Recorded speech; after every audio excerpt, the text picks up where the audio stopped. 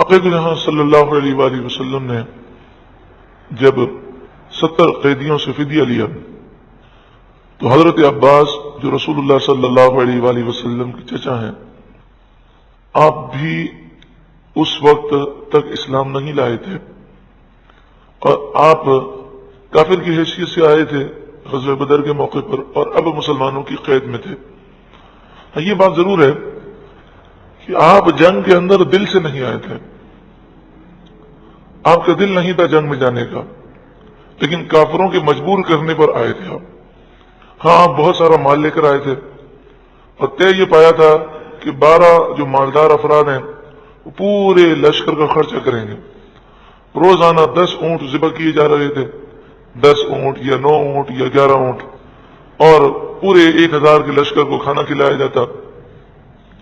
پھر جنگ ہو گئی تو حضرت عباس رضی اللہ تعالیٰ عنہ جو سونا لے کر آئے تھے اس کے خرچ کرنے کی نوبت ہی نہ آئی، اور وہ مال جو ہے بچ گیا۔ مسلمانوں نے وہ مال لے لیا، اسے مال غنیمت بنا لیا۔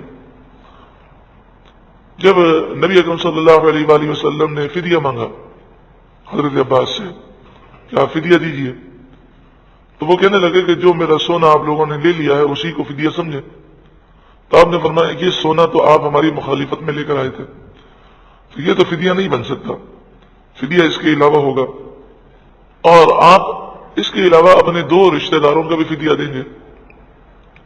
غالباً آپ کے 2 بھتیجے اس جنگ میں شامل تھے، تو کہا کہ یہ ان 2 بھتیجوں کا بھی فدیہ آپ دیں گے اور اپنا بھی فدیہ دیں گے۔ تو حضرت عباس کہنے لگے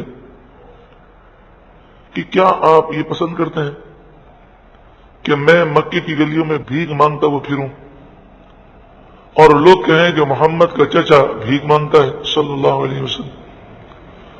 تو آپ کو معلوم ہے کہ میرا سارا سرمایہ یہاں پر لگ گیا، اب میں فدیہ کہاں سے دوں؟ میرے پاس تو کچھ بھی نہیں۔ نبی اکرم صلی اللہ علیہ وآلہ وسلم نے ابھی تک اپنے علم کا اظہار نہیں فرمایا، اور اللہ کے نیک بندے اپنی طاقت اور اپنے علم کا اظہار وہاں کرتے ہیں جہاں ضرورت ہو اور جہاں اللہ کا اذن ہو۔ تو آپ نے فرمایا چچا، جب آپ جنگ کے لیے نکل رہے تھے تو آپ نے جو چچی کو سونا دیا تھا وہ کہاں ہے؟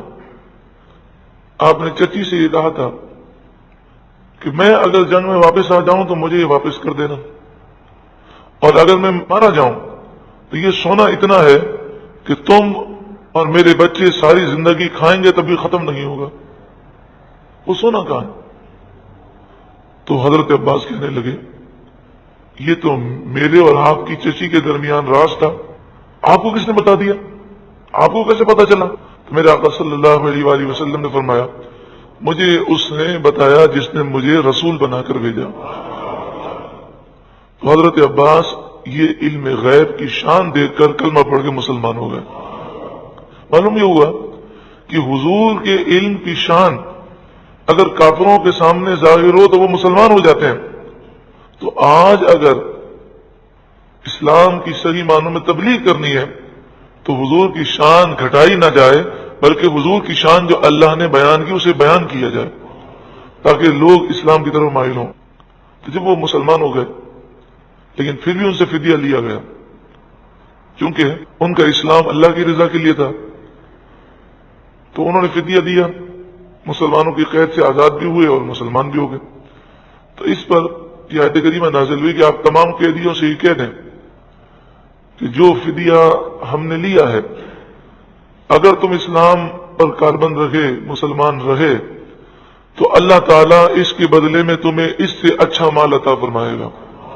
حضرت عباس کہتے ہیں یہ آیت میرے بارے میں نازل ہوئی، یا ایھا النبی، اے نبی، قل، آپ فرما دیں، لمن فی ایدیکم من الاسری، ان قیدیوں سے جو آپ کی قید میں ہیں ان سے کہہ دیں، ان یعلم اللہ فی قلوبکم خیرا، اگر اللہ نے تمہارے دلوں میں بھلائی جانی، یعنی تم اسلام پر مضبوطی سے قائم رہے، یؤتکم خیرا مما اخذ منکم، تو اللہ تمہیں اس سے بہتر مال عطا فرمائے گا جو مال تم سے لیا گیا، ویغفر لکم، اور اللہ تمہیں بخش دے گا، واللہ غفور رحیم، اور اللہ بخشنے والا مہربان ہے۔ حضرت عباس رضی اللہ تعالیٰ عنہ سے 20 اوقیہ سونا لیا گیا. 20 اوقیہ سونا 800 درہم چاندی کے برابر ہوتا ہے. تو سمجھے 800 درہم چاندی کے برابر سونا لیا گیا. لیکن جب وہ اسلام پر کاربند رہے تو اللہ نے آپ کو اتنا مال دیا کہ حضرت عباس کے 20 غلام تھے جو آپ کی طرف سے بزنس کرتے تھے، جو آپ کا بزنس کرتے تھے 20 غلام. اور جس غلام کے پاس سب سے کم سرمایہ آپ کا تھا وہ 20,000 درہم تھے. تو آپ فرمایا کرتے کہ واقعی جو مجھ سے فدیہ لیا گیا اس سے بہتر اللہ نے مجھے مال عطا فرمایا. غزوہ حنین کے موقع پر انہیں نبی اکرم صلی اللہ علیہ وسلم نے اتنا مال دیا کہ انہوں نے بورا بھر لیا، اور بورا بھر کر اسے اٹھانے لگے تو اٹھتا نہیں تھا. تو وہ کہنے لگے یا رسول اللہ صلی اللہ علیہ وسلم یہ مال تو بہت زیادہ ہے، کسی کو کہیں کہ وہ اٹھا کر میرے ساتھ چلے. تو آپ صلی اللہ علیہ وآلہ وسلم نے فرمایا کہ آج یہ قانون ہے کہ اس مال میں سے جو اٹھائے گا اتنا ہی اٹھا سکتا ہے کہ وہ خود اٹھائے، کسی کا سہارا نہیں لینا. تو وہ کہنے لگے اچھا. انہوں نے تھوڑا مار کم کر دیا، پھر اٹھانے کی کوشش کی تو وہ اٹھتا نہیں تھا. تو آپ نے کہا اچھا ایسا کریں کہ کسی سے کہیں کہ وہ اٹھا کر میرے کندھے پر رکھ دے. تو آپ نے فرمایا آج اس کی بھی اجازت نہیں. تو پھر آپ نے مزید کم کیا اور ہیرے جواہرات یعنی سونے چاندی سے وہ تھیلا جو ہے وہ بھرا ہوا تھا، وہ آپ سے اٹھتا نہیں تھا اور بڑی مشکل سے آپ اٹھا کر گئے اور کہتے تھے کہ اللہ تعالیٰ نے جو وعدہ کیا وہ سچا ہی کیا کہ مجھے اس سے بہتر مال عطا فرمایا. یہاں پر آپ دیکھیں نبی اکرم صلی اللہ علیہ وآلہ وسلم کا انصاف کہ آپ نے ہر مجاہد کے لیے کہا کہ وہ اس مال میں سے اٹھائے اور اتنا اٹھائے جتنی اس کی طاقت ہے.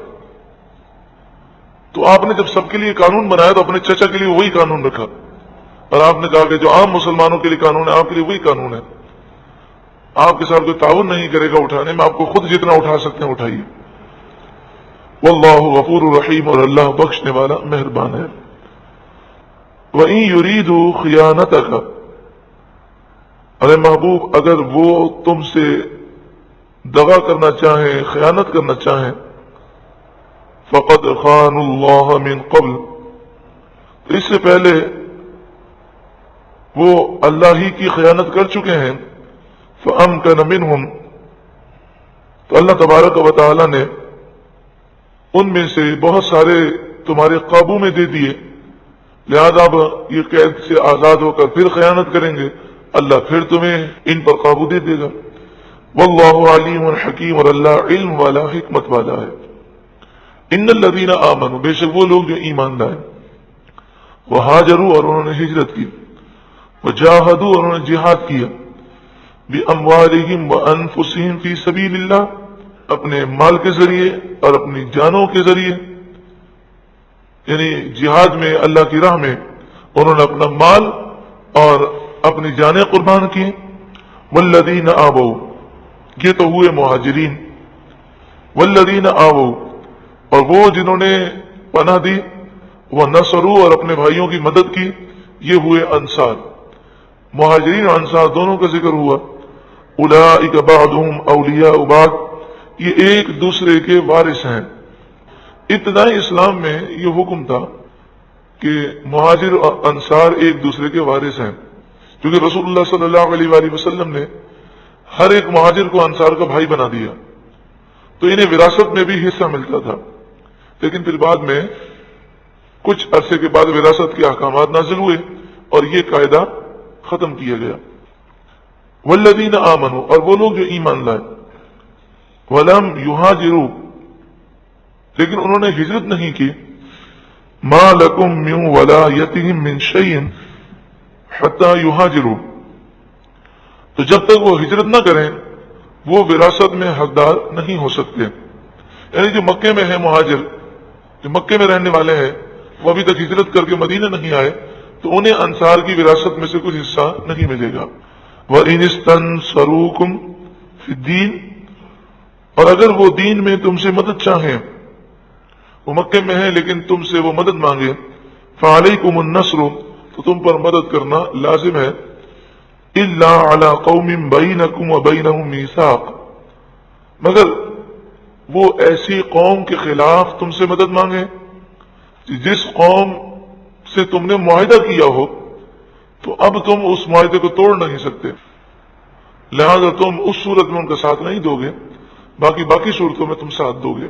یعنی کسی قوم سے مسلمانوں نے یہ معاہدہ کیا ہے کہ ہم تم سے جنگ نہیں کریں گے، اب اگر مسلمان ہم سے یہ کہیں کہ آپ ان پر حملہ کریں تو ہم اپنا معاہدہ نہیں توڑ سکتے۔ واللہ بما تعملون بصیر، اور اللہ تمہیں خوب دیکھنے والا ہے۔ والذین کفروا بعضهم اولیاء بعض، اور کافر آپس میں ایک دوسرے کے وارث ہیں، کافر مر جائے تو کافر وراثت پاتا ہے، لیکن مسلمان کا انتقال ہو جائے اور بیٹا کافر ہو تو اسے وراثت میں سے حصہ نہیں دیا جائے گا۔ الا تفعلوه، اگر تم ایسا نہ کرو گے، جو شریعت کے احکام ہیں ان پر عمل نہ کرو گے، تکن فتنۃ فی الارض، تو زمین میں فتنہ ہو جائے گا، وفساد کبیر، اور بڑا فساد ہوگا۔ جو آج ہو رہا ہے اس لیے ہو رہا ہے کہ شریعت کے احکامات پر عمل نہ کیا۔ والذین آمنوا وہاجروا وجاہدوا فی سبیل اللہ، اور وہ لوگ جو ایمان لائے اور ہجرت کی اور اللہ کی راہ میں جہاد کیا۔ والذین آووا ونصروا، اور وہ لوگ جنہوں نے پناہ دی اور اپنے بھائیوں کی مدد کی، یعنی مہاجرین اور انصار۔ اولئک هم المؤمنون حقا، یہ سچے پکے مومن ہیں۔ لہم مغفرۃ ورزق کریم، ان کے لیے مغفرت ہے اور عزت کی روزی ہے۔ والذین آمنوا من بعد، اور وہ جو اس کے بعد ایمان لائے، وہاجروا، اور انہوں نے ہجرت کی، وجاہدوا معکم، اور تمہارے ساتھ جہاد کیا، فاولئک منکم، تو یہی لوگ تم میں سے ہیں، یعنی وہ بھی مومن ہیں اور انہیں بھی اللہ نے درجات عطا فرمائے۔ وَأُولُو الْأَرْحَامِ بَعْضُهُمْ أَوْلَىٰ بِبَعْضٍ فِي كِتَابِ اللَّهِ، تو یہاں پر ایک ضروری وضاحت آپ کے سامنے کر دوں کہ جو فتح مکہ سے پہلے ایمان لائے اور جو فتح مکہ کے بعد ایمان لائے، جنہوں نے پہلے ہجرت کی، جنہوں نے بعد میں ہجرت کی، تمام صحابہ ہیں اور سب کا اللہ نے درجہ بیان کیا۔ تو یہ بعض لوگ اس طرح کی باتیں کرتے ہیں کہ فلاں تو فتح مکہ کے بعد ایمان لائے اور فتح مکہ کے بعد ایمان لائے لہذا ان کا ایمان معتبر نہیں، تو یہ ساری سوچیں غلط ہے۔ والذین آمنوا من بعد کا ذکر ہے کہ جنہوں نے پہلے ہجرت نہیں کی لیکن بعد میں ایمان لائے اور انہوں نے ہجرت کی، ان کا بھی درجہ ہے۔ اور دوسرے مقام پر فتح مکہ سے پہلے اور فتح مکہ کے بعد ایمان لانے والے دونوں کا ذکر ہے، اور اللہ تعالیٰ نے دونوں گروہ سے حسنہ جنت کا وعدہ فرمایا ہے۔ وَأُولُو الْأَرْحَامِ بَعْضُهُمْ أَوْلَىٰ بِبَعْضٍ فِي كِتَابِ اللَّهِ، رشتہ دار اللہ کی کتاب میں ایک دوسرے سے زیادہ نزدیک ہیں، یعنی اس آیت کریمہ میں یہ بتایا گیا کہ رشتہ داروں کو وراثت میں زیادہ حق اللہ نے عطا فرمایا، لہذا اب مہاجرین اور انصار ایک دوسرے کے وارث نہیں ہوں گے۔ ان اللہ بکل شیء علیم، بے شک اللہ ہر چیز کو خوب جاننے والا